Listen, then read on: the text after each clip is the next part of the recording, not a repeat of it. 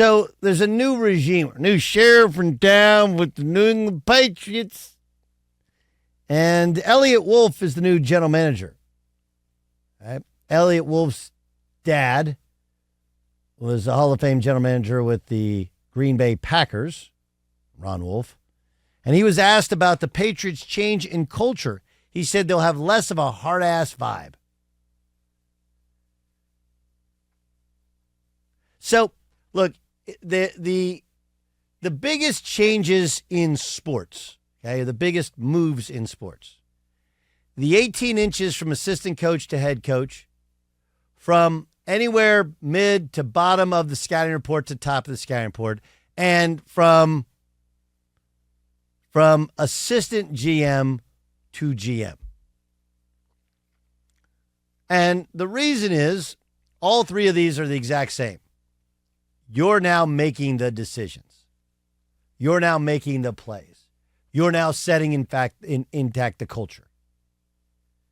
And by and large, every young player, coach, front office person thinks, got all the answers.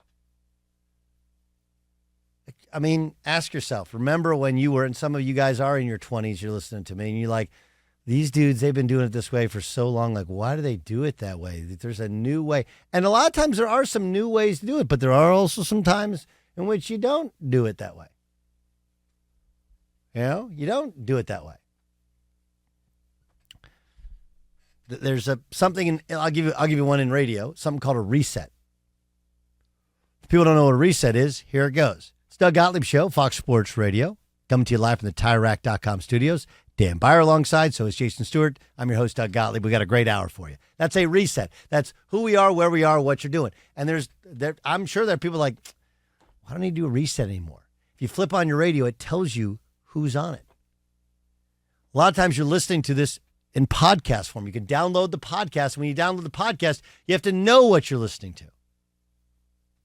But there's a really, really old sentence that was taught to me when I first started this business, and it's never assume.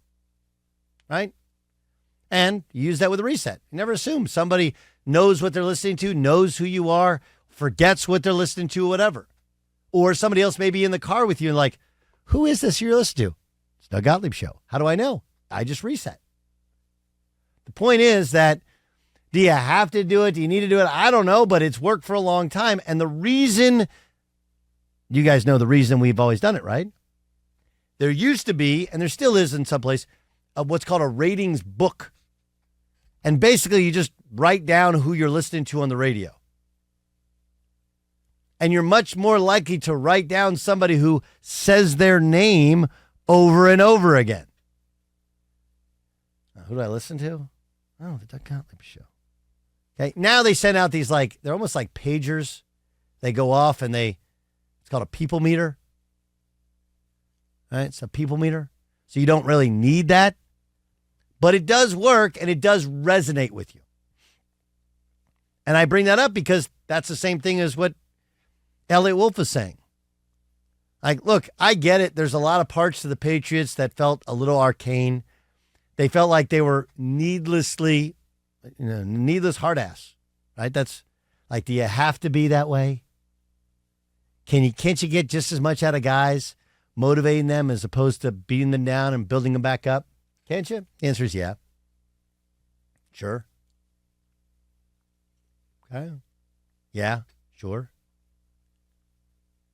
But, I mean, if we're just honest with ourselves, truly honest with ourselves, you sit there and go, every young assistant coach, they come in, they're like, man, the old man plays too slow. Let's play fast. The assistant coach says, man, this is what happened to Kyle Shanahan for a long time, right? Just keep scoring, keep scoring, keep scoring. And Kyle Shanahan learned that lesson, I hope, with the Atlanta Falcons, which is like, sometimes instead of style points, just take the field goal. They're up 28-3, if you remember. Great Julio Jones catch. Then, they move themselves out of field goal range. Had they just run the football, taken 3 points, gone up 31-3, it's really kind of game over. I mean, look, same thing happened with Dan Campbell this year. Right? We all watched it up 24-10. Right? Well, we've done this the whole year. Like, you didn't do it in the first half. Kick the field goal. Go up 3 scores.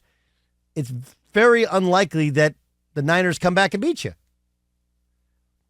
But when you're young and you think, hey, there's a better way of doing it. I've always hated the prevent defense. Like, right? How many times have we said as kids, you're going to be like, oh, the prevent defense prevents you from winning. And there's a certain extent you're right. I like when you still come after people. But when you come after people, somebody's going to be open. It's math. And as much as it's painful to watch a team go 5 yards, 10 yards, 5 yards, 5 yards, 5 yards, and then eventually get in the red zone, and then it is. But you know what's worse? I mean, do you guys remember when the Pittsburgh Steelers lost to the Denver Broncos and Tim Tebow was their quarterback? That really ended Dick LeBeau's career. Right? He blitzed people, and the only guy open was the only throw that Tim Tebow could make. Had you simply been in a prevent, like he can't throw into tight windows. Not at all. If you had played some sort of zone coverage, you can still come after a guy. So this is not me knowing what the Patriots are going to look like, but I'm just be careful about moving completely away from an established culture of the last 25 years, which has gotten you to 9 Super Bowls and won 6. Like if it's me, it's like, hey, we're gonna put a little bit of a new spin on a tried and true and tested tradition. Less of a hard-ass vibe. You know what that means? In NFL, people are like, oh, she can be soft now.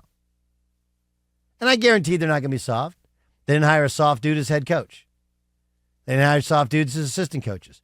But, I don't know, you got to at least outwardly project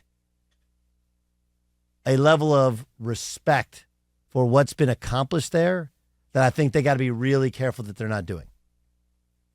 And everybody, do you guys remember, who's awesome at play-by-play is, he did Monday Night Football for a couple of years. Man, he does a lot of college. He does Tessitore? Boxing. Joe Tessitore. So Joe Tess is an awesome guy, okay? And he's a really good play-by-play. He's awesome at boxing. That's where he got his start. I've done basketball games with him. He's great. Football, he's good because, man, he builds it up. He used to do those Friday night games, and there was like always, they call it the Tess effect. There was always some weird upset or whatever. Like, Tess is awesome. Tess got the Monday Night Football gig, and he got in that big chair, and he did an interview, and I want to say it was like with GQ, maybe? I want to say it was with GQ. And it was kind of uncomfortable. In that he was just clearly feeling himself, talking about his method and instead of like, dude, Joe, you got one of the biggest gigs in sports. Just be you, who in truth, he's like a super humble, really good dude. But he was feeling himself. That's what happens to all of us as guys. We try not to. You need really good friends to be like, yo, dude, you're kind of feeling yourself here. It happens when you move to the top of the scouting report and now you're the best player. That carries some other stuff with you. When you become a head coach, you be an assistant coach. And when you're becoming your first GM and you're really inexperienced, you're Eliot Wolf, you're like, we're not going to be hard asses. Less of a hard ass.